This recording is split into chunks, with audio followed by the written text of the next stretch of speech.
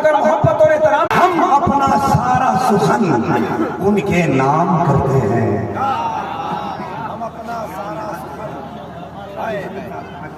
حضرت باوقار الحاج مبارک حسین صاحب مبارک مدینہ شریف دیکھ کر آئے ہیں. ان سے پوچھئے کیسی جگہ ہے؟ جس شہر کی بات کر رہا ہوں ہر ایک چوکھٹ سے بہتر ہے میرے سرکار کی چوکھٹ.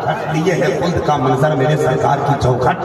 مدینے کا کبوتر کا مقدر کتنا اعلیٰ ہے، حیرت چومتے اڑ کر میرے سرکار کی چوکھٹ. وہی مدینہ ہے جس کے بارے میں جمال اختر پورے فل موڈ میں بولتا ہے. ہر درد کا ایک بام مدینے میں ملے گا، تکلیف و آرام مدینے میں ملے گا. دل کھول کر کرتا ہے جو مکے میں عبادت، بے شک اسے انعام مدینے میں ملے گا.